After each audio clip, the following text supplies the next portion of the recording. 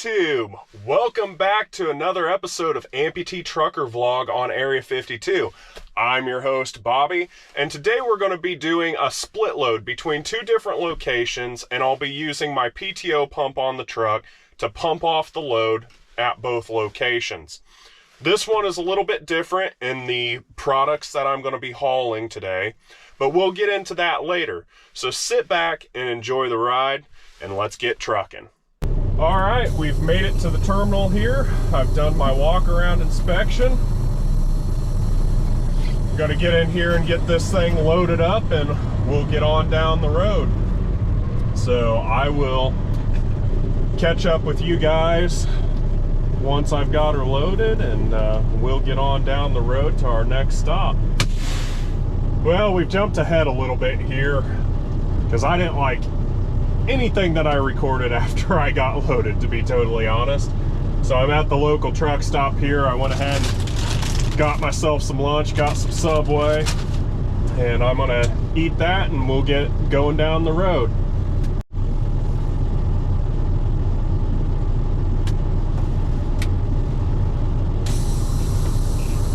Let's go.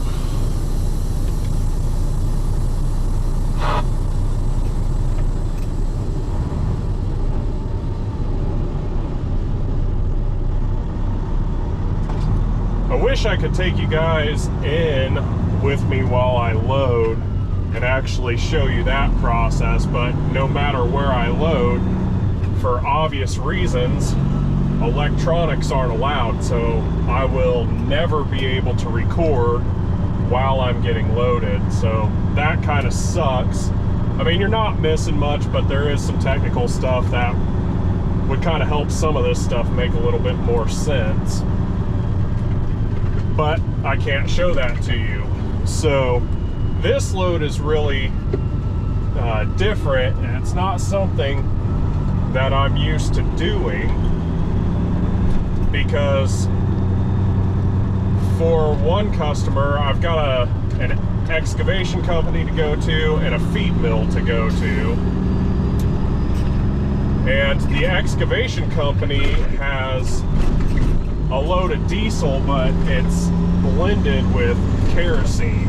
They've got off-road diesel blended with kerosene, and I had to manually blend that using two different hoses to fill those back two compartments. The feed mill, however, also has blended kerosene and diesel on road, but it's all done off of one hose and is done automatically because it's a product that's already offered. So getting that loaded was a little bit of an interesting scenario. It's not something that I do very often. In fact, I can't remember the last time I've had to load something like that where I have to manually blend products. Like I said, anytime you have to blend something, it's all automated. For instance, most gas that you get out the gas pump has 10% ethanol in it. Well, when I load that, it automatically loads that 10% ethanol and the gas all off of one hose without any extra input from me.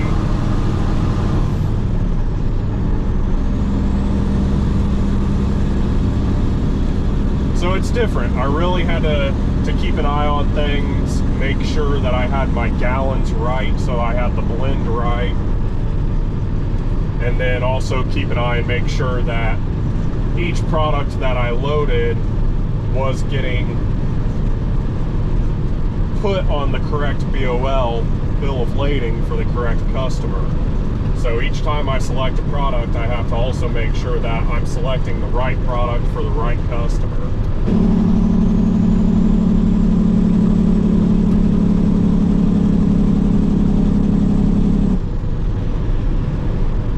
So anyway, that's the gist of what's going on there, but we've got a pretty straightforward drive ahead of us. If anything comes up, I'll bring you guys back online and show you what we got going on. Otherwise, I will see you in Goshen. We're just about to our first stop of the day. You guys really didn't miss much on the drive over here. Just gray, dreary, pretty much straightforward driving.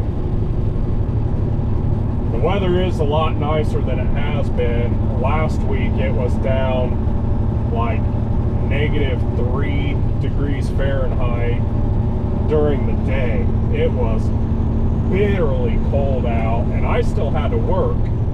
Fortunately, you know, this truck has a block heater. I never had the first problem with this truck in that cold temperature, but it was terrible, guys. Everything was frozen up. So at least today I don't have to deal with that. But now I'm dealing with rainy, wet, muddy conditions. But hey, at least it's 34 degrees right now.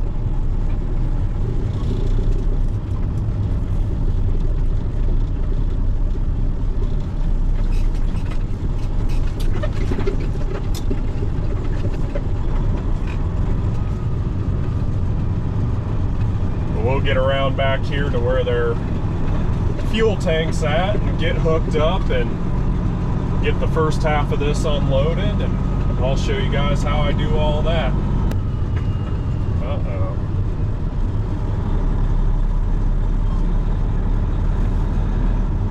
Looks like I got a truck filling up. That's gonna cause me some trouble.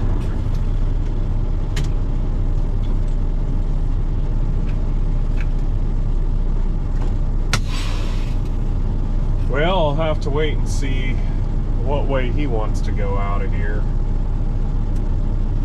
I might have to move out of the way so he can get out. It's, as you can tell, it's a little tight back here, and I gotta go straight that way and pull up alongside the tank.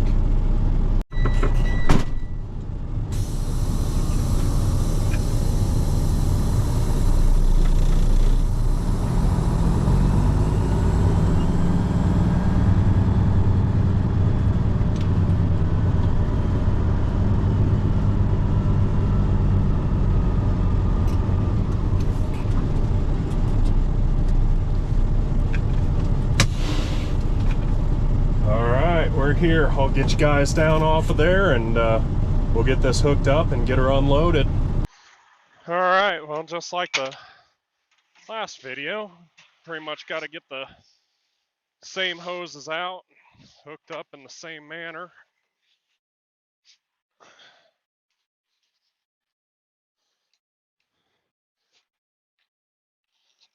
And then we'll get our starting tank reading and pump it off.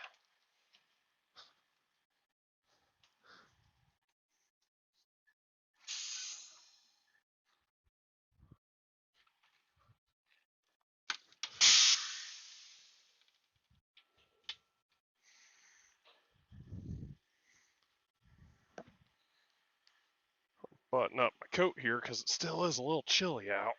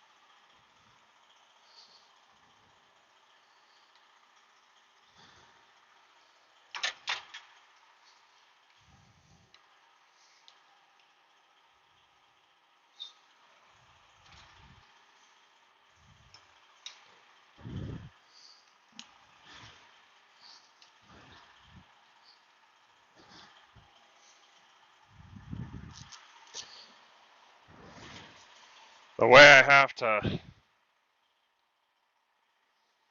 hold these hoses and stuff, I don't know if you guys can see, but I get kind of muddy gripping these hoses between my legs, but that's the way I've got to manipulate it to be able to hold the hose in place and clamp the ears down on it. So we're just about ready. I mean, it's that quick. Check all my valves and everything, make sure the right ones are open. The tank monitor's up on top up there. Looks like we're at 1 foot 10.5 inches. So what I have on my trailer is definitely going to fit. I think it's 4,100 gallons that I have for this customer. So I'm going to get the pump started and get this show on the road. One thing, when you've got two very different products on board, you can see that sight glass there has kind of a green look to it. My other product is dyed off-road diesel and kerosene, but it's red. So I know this tank, I need to be making sure that I'm putting on-road diesel into this tank, because otherwise it'd be a real big problem. So that's one of the first things I do, is check and make sure that the correct product is going into the correct tank. But other than that, it looks like everything's good. Double check my valves real quick. Everything's open that should be open. And we're pumping off. I don't know if you guys can, where is it at? Yeah, there's the gauge. So you can see the gauge is going up. So I know that I'm actually filling the tank and I don't have a valve shut off. Well, I didn't film getting this thing finished up. Tank started out at 1 foot 10.5 inches, and I got it up to 4 foot 7 inches, so it had plenty of room in it. But as I was unloading, the boss man showed up to drop off some windshield washer fluid for me, and he doesn't want to be on camera, and I respect that. So I hung out and shot the breeze with him for a little bit while I was unloading. So now we're going to go on. We're going to go to the excavation company now and get the other half of this load dropped off, and then I'll head back for another load, but that's probably where I'll leave it off with you guys.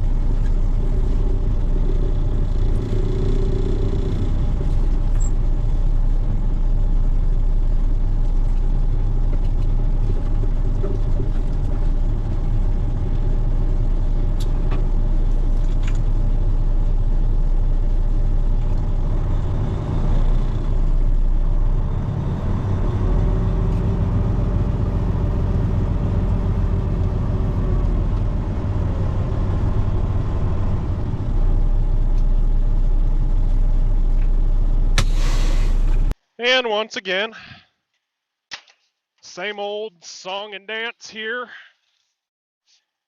I'll be using one different hose than what I used last time, just so I can use a shorter hose to connect to this one. But other than that, pretty much all the same old same. But this one is sloped downhill pretty good. So what I'm doing is I'm opening up my manifold here and I'm pulling off of this front compartment. That's why I got the on-road diesel out first. So any residual of that is going to, couple gallons is going to mix in with this off-road diesel just fine, and I won't have a problem.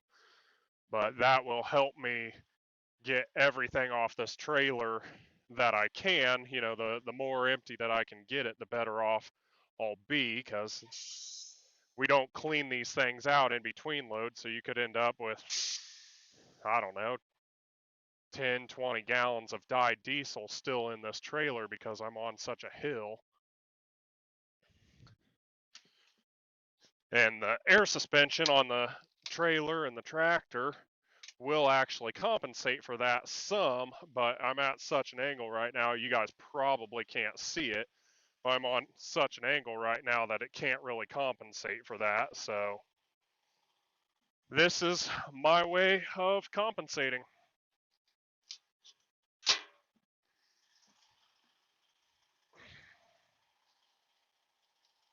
And I'm pretty positive that it'll get everything out that I need to get out, because I've done it before, obviously.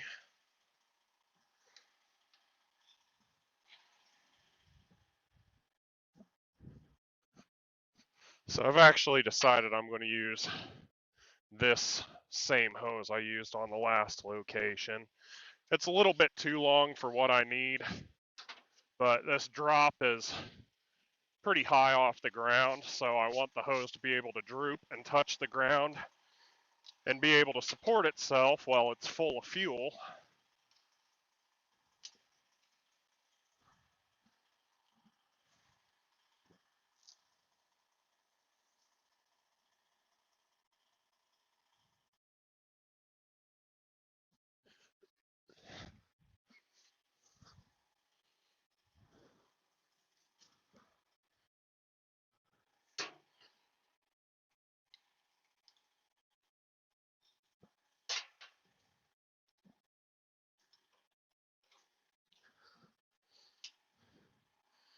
And I'm continuing to get more and more muddy.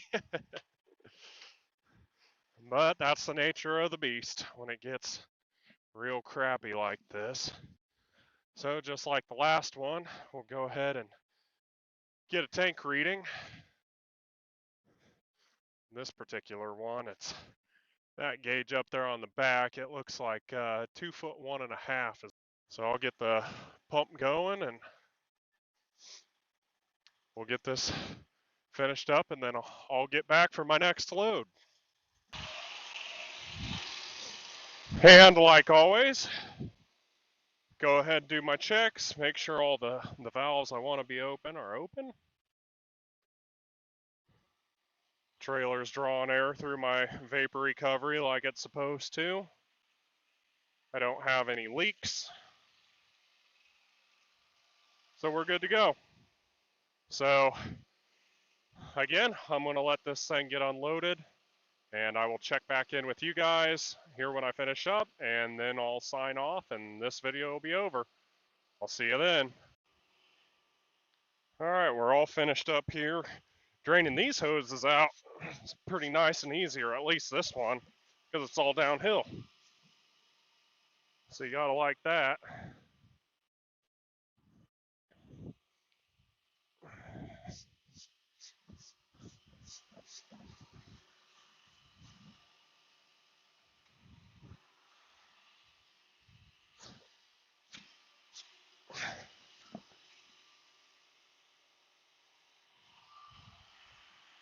It's as simple as that. We're all done now.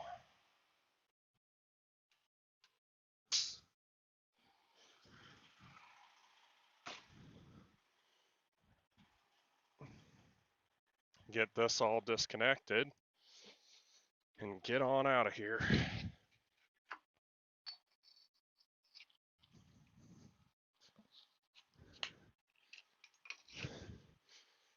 So basically, even though you guys didn't get to see it, disconnecting this is exactly the same process as what I did at the last place.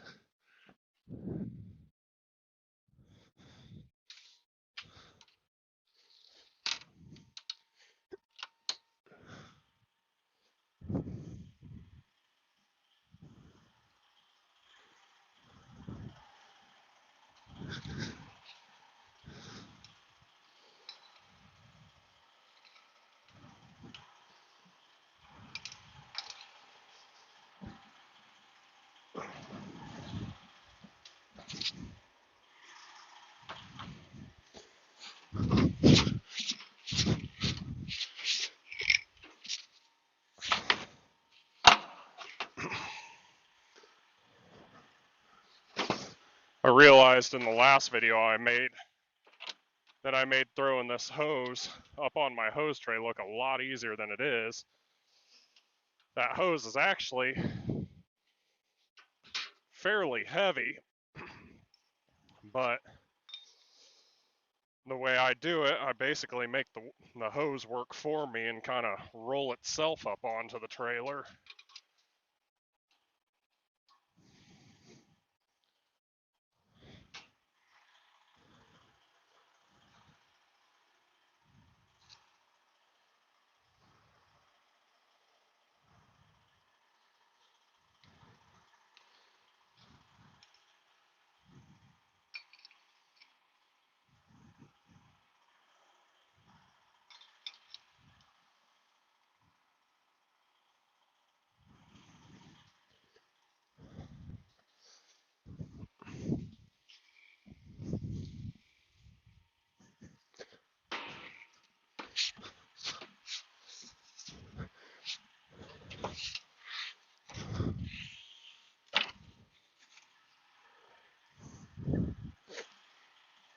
Okay, it's as simple as that. Now just check and make sure that everything's back where it ought to be, everything's closed up. I gotta go over here and get my final tank reading. Looks like we're at 5'7.5", which we only put 3,400 gallons into this tank, so it wasn't gonna raise it too much, even though it's a pretty small tank. It's probably about 8 foot in diameter, and I think it's double wall, so its capacity is a little bit smaller than that actually. So it's filled up pretty good. That'll last them for a while, and I'm gonna get on out of here.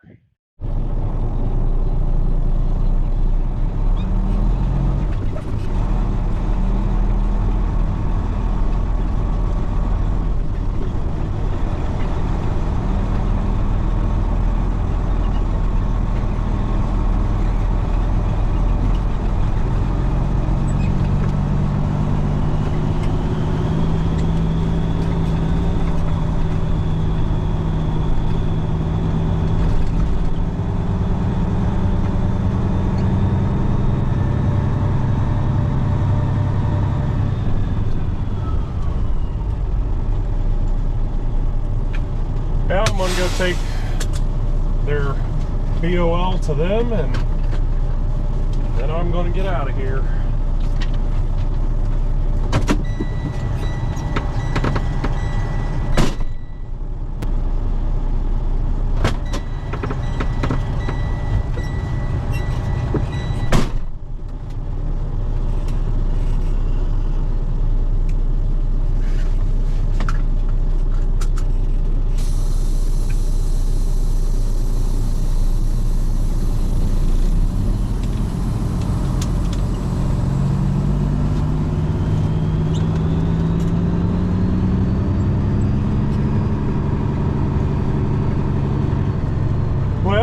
I hope y'all enjoyed the video,